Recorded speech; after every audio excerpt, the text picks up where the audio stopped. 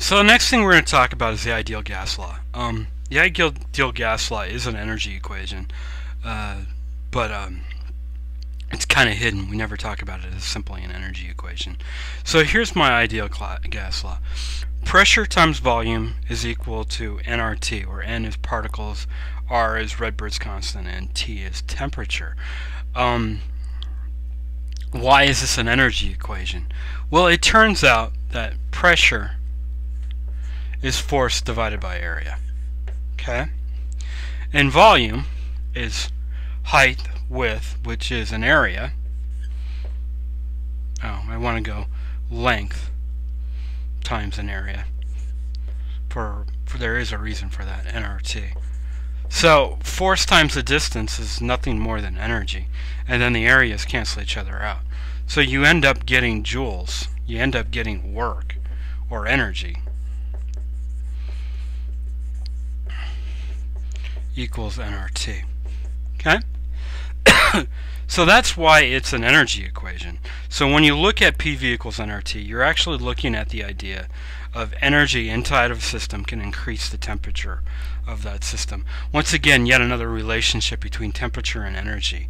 Now, if we were to say, well, I'm going to increase the pressure of this, or increase or decrease the volume, or anything like that, where it has an effect on my temperature, we can take that temperature idea and say, well, we know temperature, okay, and we can solve that temperature for the average change in kinetic energy. We've already talked about that using this relationship of, for diatomic gases, 3 kT equals average kinetic energy. Okay. So there's some really cool relationships when you talk about the ideal gas law. You can quickly take this idea, this nRT, solving for T, plugging it into here, solving for the average kinetic energy of the particle, and then from the average kinetic energy you can solve for the average velocity per particle. I mean, so ideal is a nice way of floating around. You know, it's a nice little tool there. Now, the thing about ideal gas laws is that the gas has to be ideal. Well, what does that mean?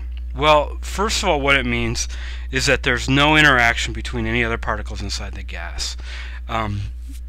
They're not gravitationally attracted, they're not electrostatically attracted. There's no attraction trying to consolidate those particles.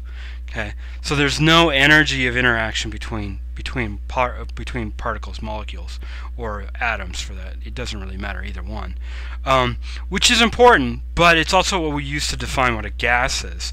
That there's no energy, no potential energy between those particles. So that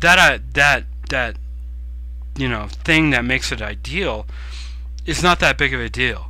The other thing that we have to consider when we're talking about ideal gas laws is that when collisions do occur inside there, when an atom collides with another atom, that they're elastic collisions.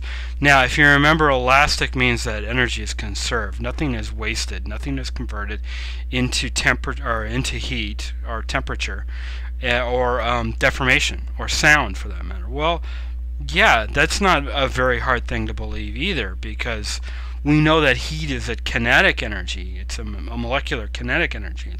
It's motional energy. So the molecules themselves don't heat up. They don't gain temperature. They gain kinetic energy. And that temperature is an expression of that kinetic energy. So that one's not that hard to believe either. And how many of you have ever heard of a deforming molecule? You have a collision and then all of a sudden it's not this. It's a little bit skewed. It's got a bump in it now. So it's not a hard thing to imagine. Okay, so, and the last thing is that well, there's a couple other things. One more thing is that motion is random. Gases in general have random motion. You don't have bulk movement of particles in one direction or bulk movement of particles in another direction. It can be done, but very difficult to do, because it's worse than herding cats. And then the last thing is that it's all elastic collisions with the container. Those particles are bouncing off the container walls. Okay, so that's what makes it an ideal gas. If I forgot anything, please let me know and I'll add it. I mean, it's all really really, I mean, it is important, but it's not really all that important for what we want to use it for. So PV equals nRT. So this is an energy equation. I kind of called it work, and I shouldn't have called it work, because there is a situation in which work isn't being done with this PV equals nRT. Now remember what work is. Work is this force times distance, but I have to have it, or not force times distance, catching myself, force times displacement. So I need to have a displacement in order for there to be work. If I increase the pressure inside of a chamber, I'm putting energy into the system. I'm effectively increasing the temperature of the system, which in turn is effectively increasing the kinetic energy of the system, but it's not necessarily doing work. Okay, and what we mean by doing work, the gas is not doing work on the container. It's not doing work, pushing something. So it's not really doing work. So in order for work to be done in the case of ideal gas, is that you have to have a change in the volume. That's work. It's not that energy is not being put into it, but if you put energy into it, you ignite a gas or something like that underneath it. You begin heating it up, and you increase the pressure. You're not really accomplishing anything. But if you heat up that gas, you're increasing the pressure, and then you release some sort of piston that's associated with that chamber, and that piston rises. You can see how that's work. We're getting work out of that system. So you got this gas in there, then all of a sudden it pushes a piston up. I can use that piston to do all sorts of things for me. It'll do work for me. It will move my car. It will generate electricity. It will do a whole bunch of things. So we have to have that change in the volume in order for work to happen. So when we talk about heat engines and stuff like that, we need to have a change in volume. I mean, think about it the other way. If I add heat to the system, I'm certainly adding energy to the system, but I'm not doing any work. So in order for me to do work in the system, I want to take that piston and then push it down.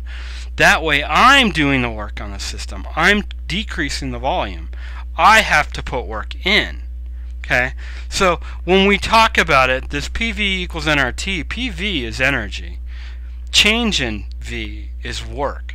Okay? So if the volume's changing, then we're experiencing work. If there's no change in volume and only a change in pressure, that's not work. Okay?